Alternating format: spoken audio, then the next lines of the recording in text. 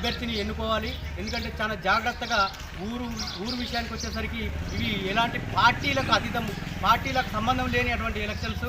ఇది TRS, BRS, BJP, Congress ఇలాంటి party గుర్తులు అనేటివి ఉండవు. దీనిలో మనకు ఊరు ఎజెండానే ముఖ్యం. ఊరికి కావాల్సినటువంటి దమ్మున్న నాయకుడు కావాలి, దమ్మున్న లీడర్ కావాలి. ఊరికి ఒక సర్పంచ్ అనే వ్యక్తి ఒక నిబద్ధతోటి ఉండి ఒక నిస్పష్టంగా మన పక్షాన ఉండి ప్రజల పక్షాన ఉండి ప్రజలను కాపాడేటువంటి ధైర్యవంతుడు అయి ఉంటే ఊరు బాగుంటుంది. అది బాగా గమనించాలి.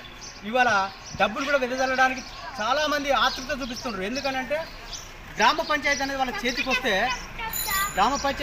చేతికి వస్తే వాళ్ళు ఎన్ని డబ్బులైనా పెట్టడానికి సిద్ధంగా ఉన్నారు. ఎన్ని డబ్బులైనా పెట్టి ఈ గ్రామ పంచాయతీని అంగడి సరుకు లెక్క మార్చుకోవచ్చు. ఇందులో దీన్ని మనకు అనుకూలంగా ఏ విధంగానైనా మార్చుకోవచ్చు అనేది వాళ్ళ అభిప్రాయంతో డబ్బులను ఏ విధంగా పెట్టడానికైనా వాళ్ళు సిద్ధపడుతూ ఉన్నారు.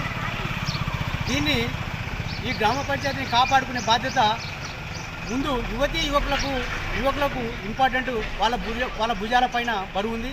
ఎందుకంటే ఇది ఒకవేళ ఈ చాతగాని వాళ్ళ చేతిలో మీరు గ్రామ పంచాయతీని పెట్టినట్టయితే మొక్క కాడికే వెళ్ళిపోతుంది. ఇది అక్కడ ఏముంటాయి 100 పేపర్లు, టీచర్ బాటిళ్ళు, వాళ్ళు బతకడం కోసమే ఈ గ్రామ పంచాయతీ పనిచేసే విధంగా జరుగుతుంది. ఇప్పుడు గత కొంతకాలంలో జరిగినటువంటిది అదే, ఇప్పుడు కూడా జరిగేది కూడా అదే జరగబోతుంది. కాబట్టి యువకులకు మాత్రం ప్రత్యేకంగా చెప్తున్నా, మీకు సద్వినియోగం చేసుకోండి. ఈ అవకాశాన్ని మనం ప్రజల పక్షాన నిలబడే వాళ్ళం, ప్రజల కోసం గొంతెత్తే వాళ్ళం, మీకోసం నేను కష్టపడేవాడిని, నా గురించి మీకు తెలుసు. కాబట్టి మీరు తండోపతండాలుగా వచ్చి ఈ యొక్క బ్యాగు గుర్తుకు 5వ నంబరు బ్యాగు గుర్తుకు ఓటేసి ఈ ఊరు పరిరక్షణ కోసం మీరు కట్టుబడి ఉంటారని నేను ఆశిస్తున్నా. ఇంకొక విషయం చెప్పేది ఏంటంటే, పార్టీలు అనేది ఇందులో ఉండవు. ఎలాంటి పార్టీ సింబల్స్ ఉండవు, నంబర్లు ఉండవు. మీరు పార్టీలు అని మిమ్మల్ని ఒక మభ్య పెడతా ఉన్నారు. ఈ పార్టీల కోసం పుట్టలే ఈ ఊరు అనేది. పార్టీలు అనేటివి వస్తాయి, పోతాయి. ఇవాళ టీఆర్ఎస్లో ఉన్న వాళ్ళు కాంగ్రెస్ లేరు, కాంగ్రెస్ ఉన్న వాళ్ళు టీఆర్ఎస్కి వచ్చారు. పార్టీలు అనేటివి ఆటోమేటిక్ చేంజ్ అయిపోయారు. ఇవాళ వాళ్ళ కోసం మనం పాకులాడపోతే ఊరు భవిష్యత్తును తీసుకున్న వాళ్ళం అవుతాం. కాబట్టి మనకు కావాల్సింది అది చూసుకోండి. ఒకటి ఒక ఏనుగు మీద కుక్క ఎక్కి మొరుగుతే మనం కుక్క తప్పంటాం, ఏనుగు తప్పనం. ఎందుకంటే మోసే ఏనుగుదే తప్పు వాస్తవానికి. ఇప్పుడు మనం ఎవరిని మోయాలి? ఒక నీతిమంతుడిని, బుద్ధిమంతుడిని, సంస్కారవంతుడిని, సమాజానికి ఉపయోగపడేవాడిని మనం ఎన్నుకోవాలి తప్ప ఈ సంస్కారహీనుల్ని కనుక ఎన్నుకుంటే మీకు కళ్ళ ముంగటనే జరిగింది కదా. మీ కళ్ళ ముంగటనే ఒక్కొక్క రైతు దగ్గర 1000 రూపాయలు తీసుకోవడం జరిగింది. ఆ రైతుల నెత్తిలో చేతిలో చెడగోపం పెట్టడం జరిగింది. ఆ రైతుల్ని ముంచడం జరిగింది. మన ఊరికి ఒక హార్వెస్టర్, ఒక బులియోరా, ఒక మంచి ఐటమ్స్ వచ్చినాయి. ఏది నాబార్డు సంస్థ నుండి.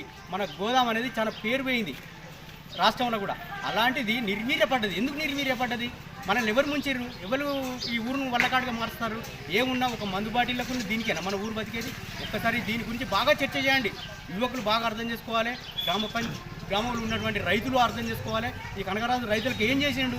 ఈ కనకరాజు రైతుల కోసం ఎంత కొట్లాడిండు? మొన్న రీసెంట్గా కూడా కొద్దికు మొంతా తుఫాను వస్తుంది, వడ్లు కొనుగోలు చేయాలంటే కూడా ప్రత్యేకంగా ప్రెస్ మీట్ పెట్టి నేను పోరాటం చేయడం జరిగింది. ఎందుకంటే మా దగ్గర నుండి కొనుగోలు కేంద్రాలు అధికంగా ఉండాలి.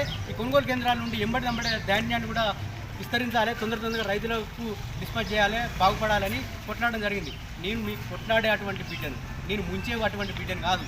కాబట్టి ఈ ఊరు రక్షణగా ఉండాలంటే మాత్రం ఈ బ్యాగ్ గుర్తు మీద ఓటేసి ఈ ఊరుకు నన్ను కావాలి కుక్క లెక్క వాడుకోండి. నేను నిస్వార్థపరుని. స్వార్థం అనేది నా జీవితంలో లేదు. నేను ఎక్కడ తల వంచేటువంటి కాదు, ఎక్కడ రూపాయికి ఆశించేటువంటి కాదు. నేను ఆశిస్తూ ఉంటున్నాను.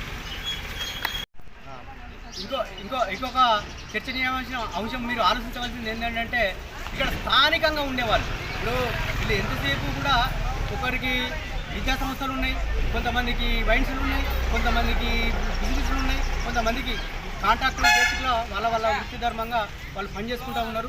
వాళ్ళని నమ్ముకొని కనుక మీరు ముందడుగేస్తే ఈ ఊరును మళ్ళీ హన్మకొండకు వాళ్ళు సెటిల్ అయిన వాళ్ళు హన్మకొండలో జీవనాన్ని కొనసాగిస్తున్నారు. ఊరుకు అందుబాటులో ఉండే అటువంటి వ్యక్తులు లేరు. ఊరు పట్టించుకున్నటువంటి నాదులు లేకుండా మళ్ళీ యథావిధి స్థానంగా పాత పద్ధతి లెక్కనే ఊరు ఉండే అవకాశాలు ఎక్కువ ఉన్నాయి. కాబట్టి దాన్ని కూడా దృష్టిలో పెట్టుకోండి. నేను అందుబాటులో ఉండేవాడిని, అనర్గళంగా మాట్లాడేవాడిని, మీ గురించి ఆలోచించేవాడిని, ప్రతి ఒక్క పనికి నేను ముందు నడిచేవాడిని. ధైర్యంగా ప్రతి ఒక్క అధికారులతో కూడా నేను పనులు చేసేంత సాహసోపేతమైనటువంటి ధైర్యం ఉంది. కాబట్టి మీరు ఈ ఊరు కోసం ఆలోచించి మన అభ్యర్థిని మీరు గెలిపించుకునేటట్టుగా మీరు ఆశిస్తారని మా యొక్క నమస్కారం.